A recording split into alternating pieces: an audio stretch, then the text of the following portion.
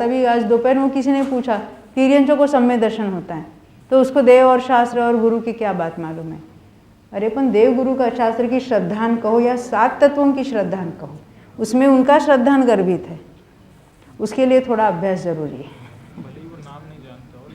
नाम नहीं, अभी तिर्यंचों को अपने बच्चों के प्रति प्रेम है कि नहीं? तो प्रेम ऐसा शब्द जानते हो तो कैसे होता होगा?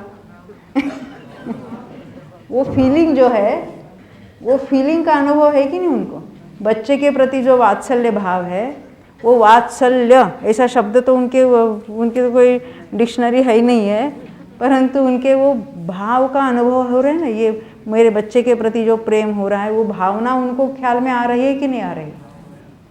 तो वहाँ पर भी तिर्यंचों में सम्यक दर्शन होता है, तो उनमें भी क्रोध मान माया लोभ जो कुछ वहाँ हो रहे हैं उनसे मैं जानने वाला जुदा हूँ ऐसा भेद ज्ञान वहाँ पर भी होगा। संगी पंचेंद्रिय जीव है वो, इतना विचार उनमें भी है, और वो भी 5वें गुणस्थान तक का पुरुषार्थ कर सकते हैं।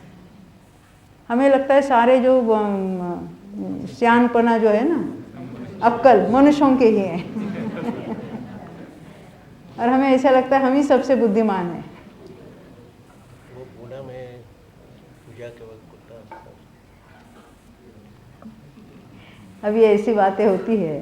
तिर्यंच भी जानते हैं ना, हमने तो कितने तिर्यंचों की बातें सुनी, वो तो पूजा के समय आके बैठते भी है सामने, कितने क्षेत्रों में भी हमने देखा है, तो वहाँ तिर्यंच आके भी वो नमस्कार करते हैं।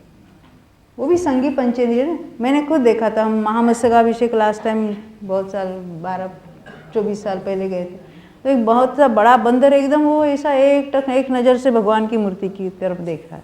उनके भी हो गए कि नहीं अपने विचार कुछ, तो जिनबिंब दर्शन उनके लिए भी निमित्त तो होता ही होगा, क्यों नहीं होगा? क्या में आई ना बात, क्योंकि वो अभी बंदर है पर उनके भी पूर्व हो कि कुछ उसमें हो सकता है, सादी मिथ्या दृष्टि भी हो, कोई समझ में आती है ना बात।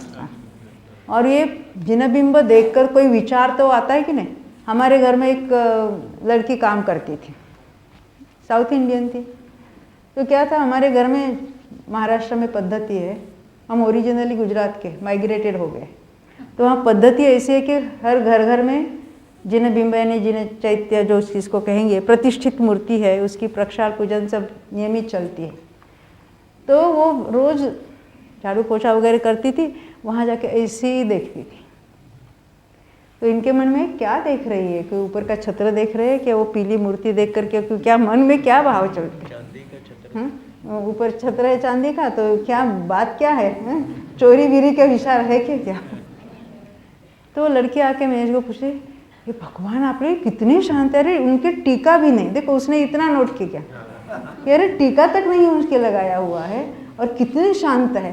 देखो इन्हें जीव विचार करता है ना कि इतनी शांत मुद्रा है, कुछ नहीं है परिग्रह, और फिर भी ये शांत है। यानी वो भले अपने विचारों से जो कुछ विचार चलता है, पर संगी पंचेंद्रिय जीव है, उसके इतने तो फीलिंग है ना। जो हम शांत मुद्रा देखते भगवान की, ये वीतरागी कुछ परिग्रह नहीं है और फिर भी अनंत सुखी है।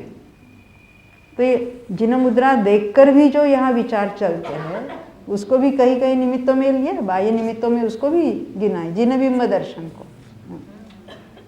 ये बातें, पर इसके लिए हमें जिनेंद्र भगवान क्या है, सर्वज्ञता क्या है, वीतरागता क्या है, पूरा मोक्ष मार्ग क्या है, इस संबंधी आगमोचित जो आगम में बताया है, ज्ञानी लोगों ने, ज्ञानी जीवों ने, आचार्यों ने बताया है, उसका अभ्यास स्वयं होना चाहिए।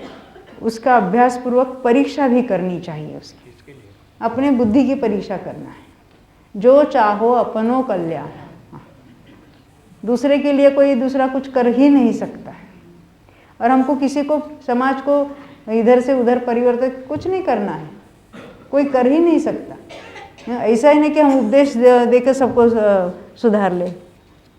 अरे समोशरण, बड़े बड़े तीर्थंकरों के समोशरण, अनादि से कितने तीर्थंकरों के समोशरण में जा चुके हैं, अनंतों बार, वहाँ कोरे रह गए। जिसका जब पलटना है, जिसका जब ये जो काल आता है, निमित्त भी स्वयं में मिलता है, उसकी स्वयं ही ऐसी, देखो आत्मा की योग्यता ही वो उसका सर्वोत्कृष्ट जो कारण है, उस समय वो सहज रूप से सब कुछ होता है। हाँ, उपदेश की भाषा में कहेंगे ऐसा करो वैसा करो, निर्णय करो, ये सब उपदेश की भाषा है।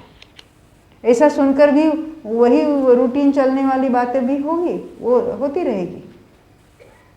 नहीं तो सभी मोक्ष चले जाएंगे तो यहाँ कौन रहेगा, ऐसा लोग पूछते हैं हमको।